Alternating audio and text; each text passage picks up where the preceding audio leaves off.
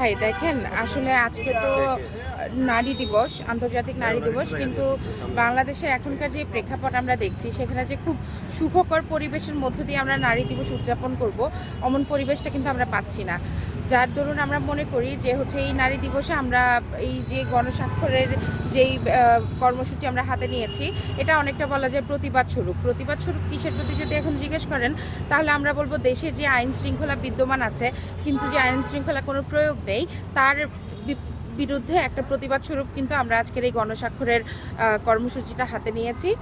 এবং আমরা বিশ্বাস করি যে নারীদের জন্য বাংলাদেশে এখনও যে হচ্ছে পরিবেশ, সেই পরিবেশ কিন্তু এখনও তৈরি হয়নি, বিশেষ করে রাত্রিকালীন যে পরিবেশ। কারণ তৈরি হয়নি একটাই কারণ, সেটা হচ্ছে আইনের যথাযথ প্রয়োগ নেই। আইনের যথাযথ প্রয়োগ যদি থাকে এবং হচ্ছে যে সকল হত্যাগুলো হয়েছে, ধর্ষণগুলো হয়েছে, সেগুলো যদি দৃষ্টান্তমূলক কোনো শাস্তি বাংলাদেশে দেখা যেত, সেই ক্ষেত্রে কিন্তু বাংলাদেশে নারীদের জন্য একটা নারী বান্ধব পরিবেশ আমরা দিতে পারতাম। এবং এই যে আজকে আন্তর্জাতিক নারী দিবস, এই নারী দিবসটা আমরা হয়তো বা উৎসব মুখর পরিবেশ হিসেবে আমরা সকলকে উপহার দিতে পারতাম। এবং সরকারের কাছে আমাদের এটাই চাওয়া যে বিদ্যমান যে সকল আইনগুলো আছে প্রয়োজনে আইন সংস্কার করুক, কিন্তু বাংলাদেশের নারীদের জন্য যে সকল যে পরিবেশটা নারী বান্ধব পরিবেশ বলে আমরা আখ্যায়িত করতে পারি, যেখানে হচ্ছে ধর্ষণ থাকবে না, যেখানে হত্যা থাকবে না, কিংবা হচ্ছে একজন ধর্ষকের দৃষ্টান্তমূলক শাস্তি থাকবে, তো একজন মানুষ দেখলেই পরবর্তীতে সে নিজে একজন ধর্ষক হওয়া থেকে নিজেকে বিরত রাখবে, এইরকম একটা পরিবেশ আমরা নারীর জন্য নিশ্চিত করে যেতে চাই। এবং জাতীয় নাগরিক পার্টি থেকে এটাই আমাদের চাওয়া সরকারের কাছে, যে আন্তর্জাতিক নারী দিবসকে মাথায় রেখে আগামী একটা বছর এমনভাবে পরিবেশটা হচ্ছে তৈরি করা হোক, যাতে করে পরবর্তী যে আন্তর্জাতিক নারী দিবসটা আমরা পাবো, সেটা যেন উৎসব মুখর এবং সুখকর হয়ে আমরা নারীদেরকে উপহার দিতে পারি, বাংলাদেশকে উপহার দিতে পারি। হ্যাঁ, শুধুমাত্র যে একজন ধর্ষকের সর্বোচ্চ শাস্তি মৃত্যুদণ্ড, এটা জাস্ট বলা হয়েছে কিন্তু প্রয়োগ করা হয়নি।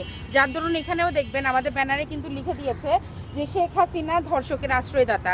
আমরা বিগত ফ্যাসিস্ট রেজিমে দেখেছি যে শেখ হাসিনাই কিন্তু বিভিন্ন ধরনের যে ধর্ষকরা ছিল তাদেরকে কিন্তু শেল্টার দিয়েছে, তাদের কোনো প্রকার বিচারের ব্যবস্থা করে যায়নি। তাই অন্তর্বর্তীকালীন সরকারের কাছে এটাই আমাদের আবেদন যে আপনারা দৃষ্টান্তমূলক শাস্তির ব্যবস্থা করেন। যে শাস্তির কথা বলা আছে যে ধর্ষকের চূড়ান্ত শাস্তি হচ্ছে মৃত্যুদণ্ড, সেটা কার্যকর করেন, তবেই বাংলাদেশে ধর্ষক মুক্ত একটা বাংলাদেশ আমরা নারীদেরকে উপহার দিতে পারবো। এটা হচ্ছে যে আসলে একটা প্রতিবাদ, মানুষের সচেতনতা এবং সমাজে ঘটে যাওয়া যে বড় ধরনের এক ধরনের বিপর্যয়, এটাতে মানুষ প্রতিটা মুহূর্তে নতুন নতুন ঘটনা প্রবাহের মধ্যে পড়ে মানুষ তার স্মৃতি বিস্মৃতিতে পরিণত হয়, মানুষ ভুলে যায় যে ঘটনাগুলো কি হয়। আমরা জাস্ট এই ধরনের একটা ঘটনা হয়ে যাওয়ার পরে আমাদের পক্ষ থেকে যে জিনিসটা করা হয় সেটা হলো যে আমরা সামাজিকভাবে প্রত্যেকজন ব্যক্তি তার নিজস্ব জায়গা থেকে, প্ল্যাটফর্ম থেকে আমরা প্রতিবাদ স্বরূপ এখানে এই জিনিসটা দাঁড় করিয়েছি।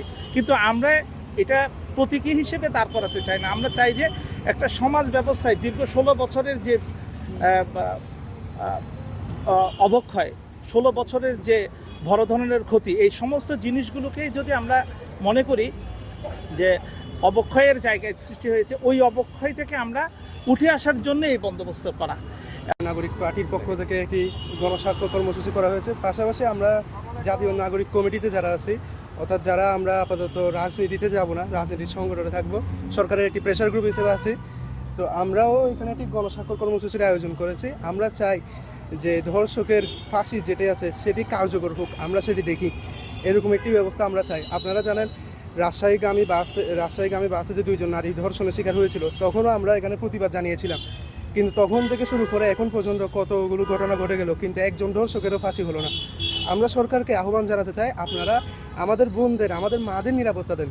আমাদের মারা যদি সুস্থ থাকে, আমাদের বোনরা যদি সুস্থ থাকে, তাহলে দেশটা সুন্দর করে গড়ে উঠবে, আমাদের জাতি সুন্দরভাবে গড়ে উঠবে।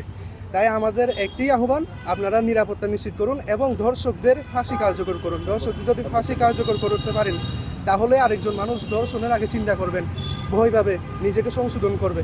আমার পক্ষ থেকে